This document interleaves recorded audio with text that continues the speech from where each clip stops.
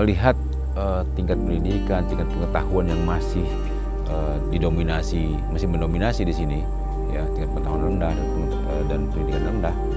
Nah, seni itu bisa masuk ke sisi manapun, sehingga saya lewat kesenian saya bisa masuk ke suku-suku manapun, lewat kesenian saya bisa masuk ke agama manapun.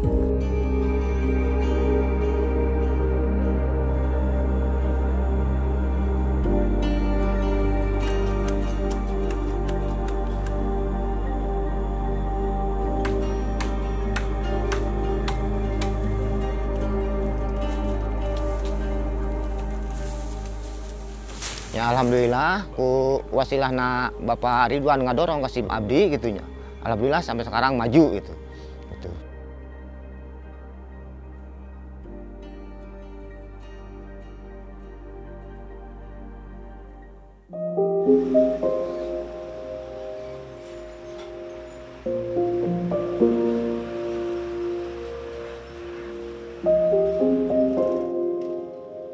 Jalan rusak, gersang, serta polusi adalah cerita keseharian yang dirasakan oleh warga Parung Panjang, Kabupaten Bogor, Jawa Barat. Parung Panjang menjadi salah satu wilayah di Kabupaten Bogor yang rusak alamnya akibat aktivitas pertambangan. Dari kondisi Parung Panjang itu, membuat sosok Ridwan Manantik bertahun-tahun berjuang untuk lingkungannya. Seniman sekaligus tokoh masyarakat Parung Panjang itu sadar betul, jika ia hanya berdiam diri tanpa berbuat sesuatu, maka sebagai warga, ia hanya mendapatkan dampak buruk dari apa yang ada di Parung Panjang. Begitu banyak pertanyaan-pertanyaan yang saya lihat, potensi-potensi yang saya lihat, baik lingkungan yang sudah kering, terus juga alamnya udah banyak yang juga rusak, ya. Sungai-sungai yang juga kotor, yang sering diracunin orang gitu loh, segala macam. Sehingga ini masalah kita semua ya, masalah kita semua. Cuman pertanyaan siapa yang mau bergerakkan, siapa mau bergerak lebih awal gitu loh.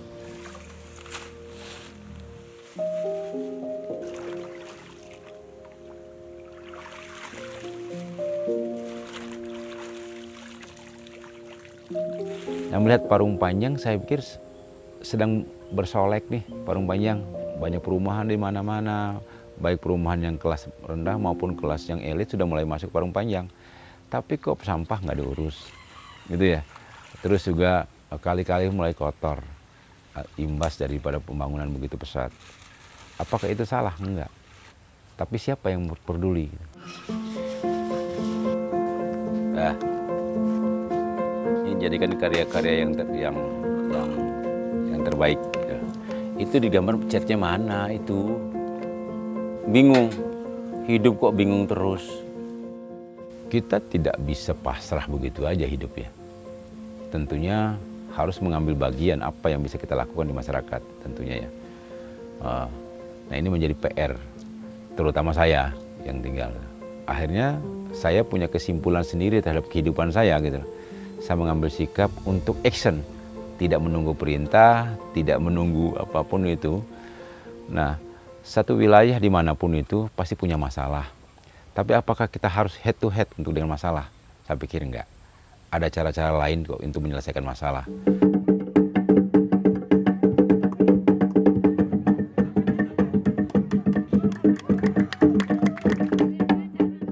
Dengan cara budaya, tradisi yang kita ajak masyarakat serta ikut di dalamnya, sehingga itu menjadi menjadi sesuatu, menjadi ruang gerakan baru lah ya. Melihat tempat yang dimana tempat tuh pasti ada sampah yang numpuk. Nah ini kesempatan saya pikir untuk melakukan sesuatu hal ya kecil tapi ketimbang tidak sama sekali, saya pikir itu bisa saya lakukan pelan-pelan. Baru masyarakat ikut menjadi bagian daripada kegiatan-kegiatan saya gitu.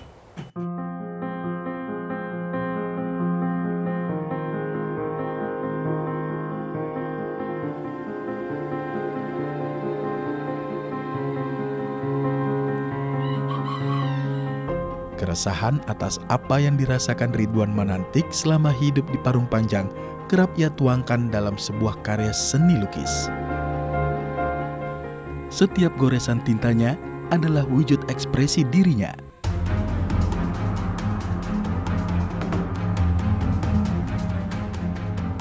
Hampir seluruh karyanya bertemakan lingkungan.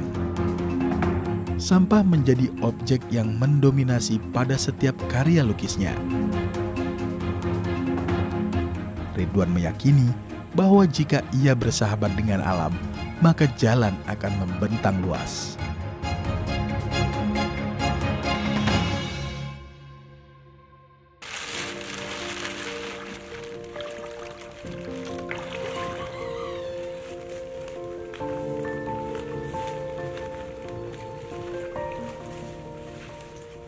Tanpa saya sadari ternyata saya mengulang kembali masa lalu saya nih. Akhirnya saya mengajak masyarakat sekitar sini untuk buat bank sampah.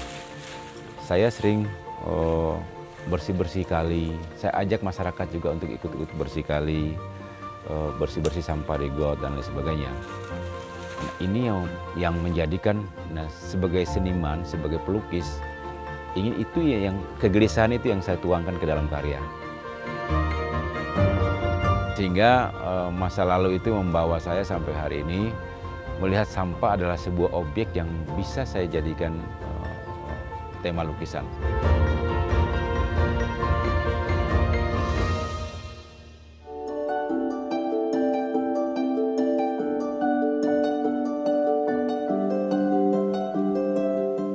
Dunia seni rupa dan dampaknya terhadap sosial kerap menjadi satu kesatuan yang tak terpisahkan.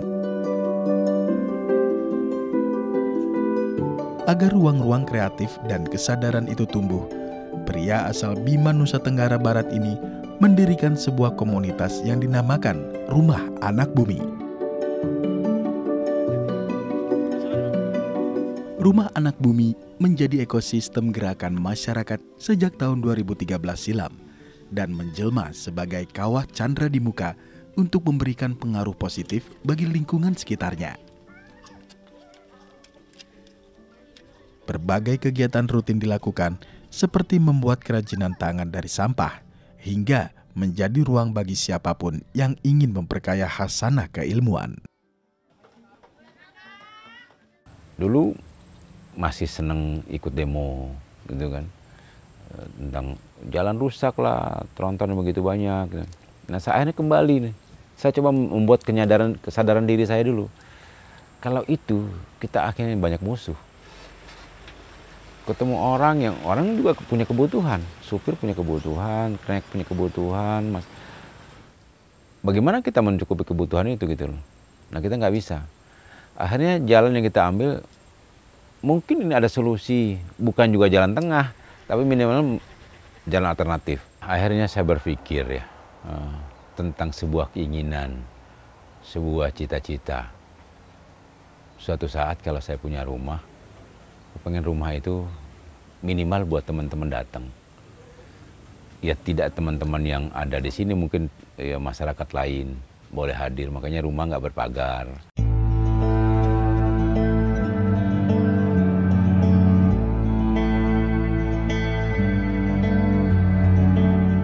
Siapapun boleh hadir di sini, menjadi ruang berbagi, menjadi ruang bersama lah ya. Itu yang saya sebut ruang sedekah. Ya, masa-masa kecil itu, masa-masa di jalanan itulah ya, sehingga muncul bahwa keinginan itu harus hadir pada saat saya dimampukan.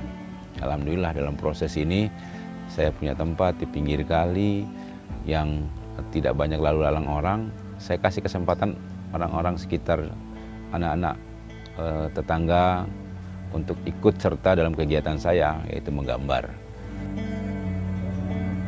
Tentunya di sini ada perpustakaan yang bisa dilihat oleh mereka, bisa dibaca buku-bukunya sambil berkegiatan lainnya lah.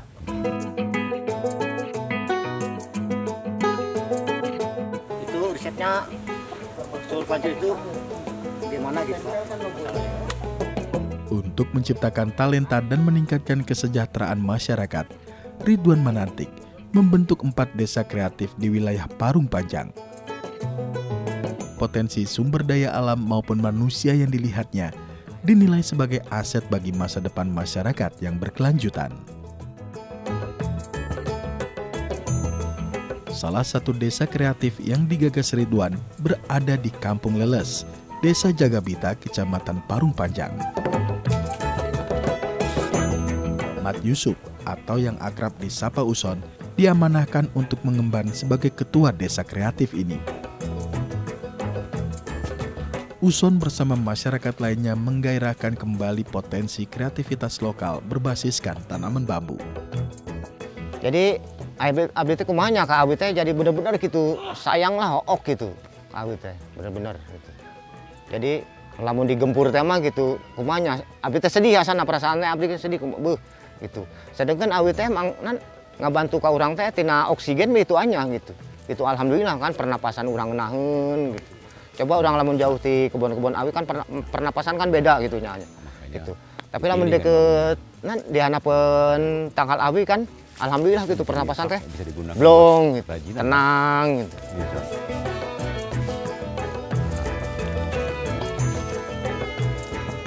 Mantap abdi teh nalaah bambu gitunya. Bener-bener gitu bambu teh disebutkan awi sadapur hirup teh kudu akur ya seperti bambu nya. Nan urang oge kudu seperti gitu. Bambu gitu nan bambu kan geus mere simbol lah ka urang-urang gitu nya. Awi sadapur, urang hirup kudu akur jeung sesama gitu kan. Gitu. Abdi teh nalaah kadinya gitu. Awi sadapur teh oh bener-bener akur gitu kan. Gitu. Jadi abdi teh ngajarankeun eta terus abdi teh senang lah gitu ngaberes-beresin ieu nyakuan dikumpulkeun gitu alhamdulillah jadi caraang. Artina teh awi sadapur teh kan akur. Jadi anu pendek, anu jangkung gitu kan babarengan gitu. Jadi kumpul lah gitu. Sadapur teh kumpul gitu. Ini soal kan tuh pohon bambu ya begitu enggak ya enggak begitu banyak ini kan. Nah, ini kan keren banget itu bambunya udah bisa jadi udah tua kan bambu ini kan. Oke, nah ini yang kita butuhkan ini bambu-bambu seperti ini yang untuk bikin kerajinan biasanya. Oke. Yang ini, oke. Masyarakat Desa Kreatif Jagabita memanfaatkan konsep bisnis berkelanjutan berdasarkan pilar lingkungan dan sosial. Bersama Rumah Anak Bumi, Desa Kreatif Jagabita ini menjadi cerminan aksi keberlanjutan yang menghidupkan kembali nilai-nilai yang sempat nyaris mati. Komitmen para pelaku pada penerapan berkesinambungan ini menjadi ujung tombak dalam menciptakan kehidupan yang lebih harmoni dengan alam dan sejahtera. Membangun kesadaran tentang potensi yang ada ya. Ini kan memang bagaimana cara, ini memang proses cukup panjang, jatuh bangun lah, udah ada. Gitu. Tapi apa kita berhenti karena itu? Saya pikir, nah kekuatan kita adalah jadi membangun kepercayaan, trust. Nah sehingga apa? Kita bisa berlanjut terus menerus. Karena program ini bukan program panjang yang bisa kita lakukan. Ini kan tidak sekedar itu, tidak sekedar program ini, saya bersama mereka. Dari seberapa tahun lalu saya sudah bergerak, masuk kampung, masuk desa, ngobrol dengan masyarakat. Sehingga saya tahu potensinya ada, ya, desa ini potensi ini, desa ini potensi ini.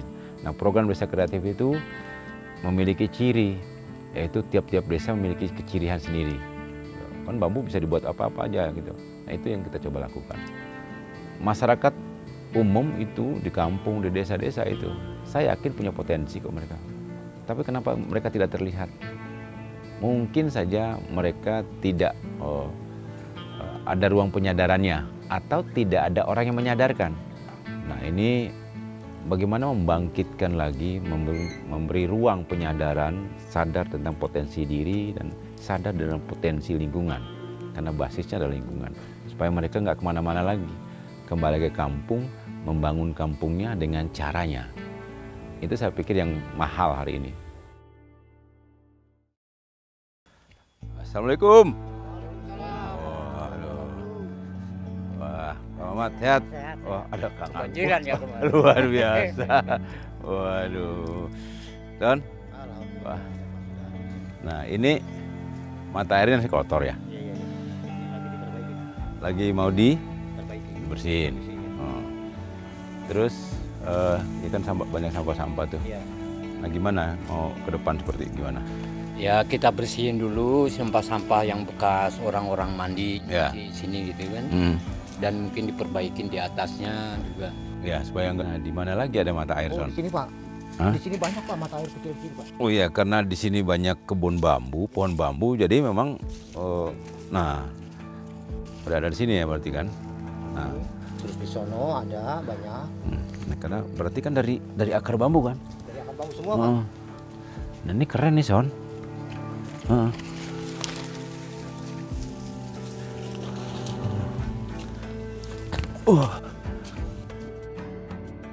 Kampung Leles, Desa Jagabita mengandalkan kelestarian alamnya yang masih terjaga di tengah kerusakan lingkungan Parung Panjang yang begitu rusak. Sebagian besar warga memilih untuk tak menjual tanahnya.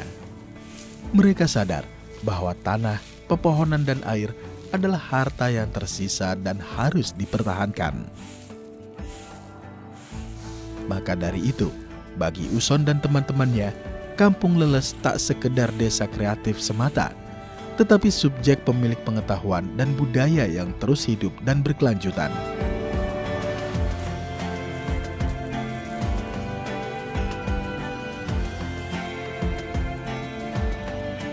Emang sakudu nama dipertahankan gitunya, Parung Panjang tadi dipertahankan, masalah tatangkalan, tina alam-alam gitu, benar-benar dirawat gitu.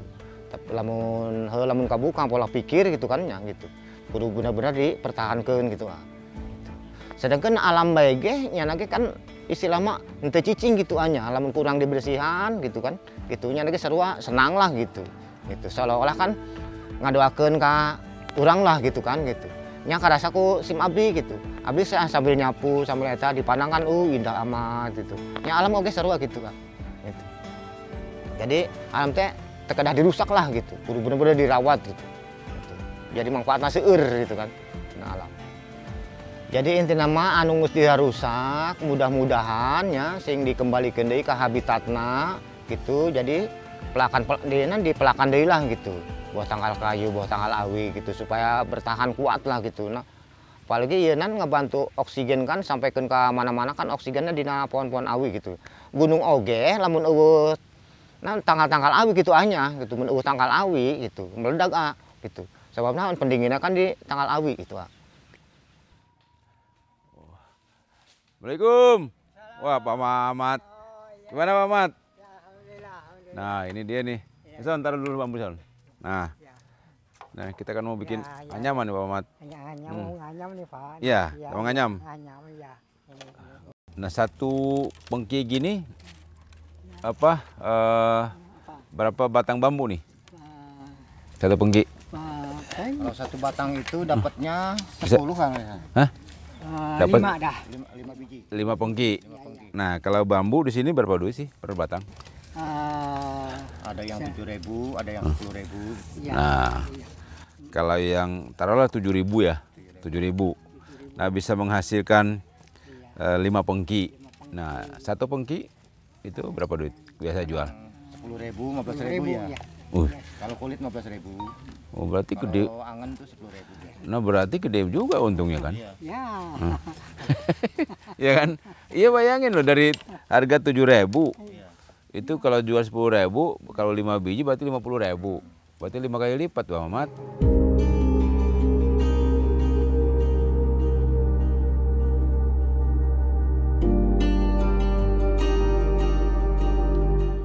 Desa Kreatif Jagabita adalah bentang alam dengan lanskap natural berupa hutan bambu yang menjadi daya tarik sosiokultural dan peluang ekonomi.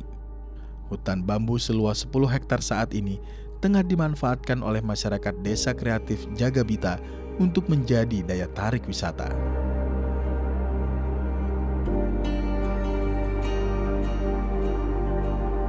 Selain itu, pohon bambu dapat menciptakan lingkungan yang sehat, di mana setiap satu tanaman bambu mampu menghasilkan oksigen sebanyak 1,2 kg per hari. Dengan kata lain, satu tanaman bambu dapat menyuplai kebutuhan oksigen bagi 2 orang setiap harinya.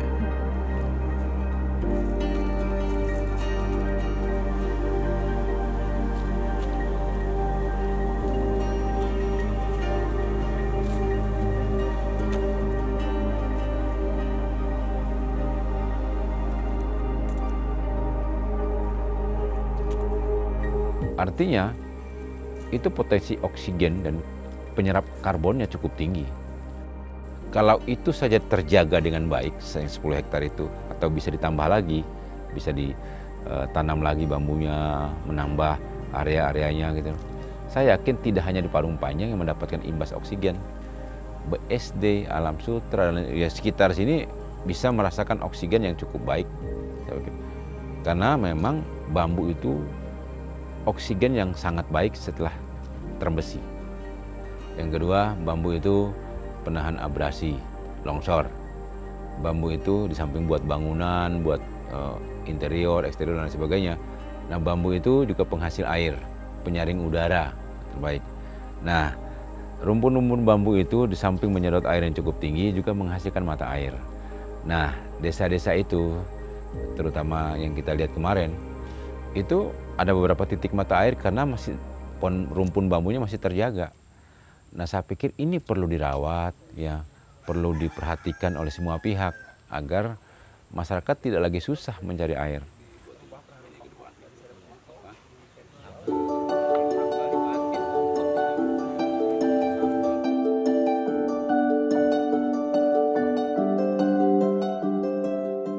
Harapan terbesar saya untuk di Parung Panjang ini adalah bagaimana mereka bisa membangun potensi dirinya, ya, dengan punya kesadaran dan potensi diri. Saya yakin mereka bisa survive, ya, bisa lebih maju.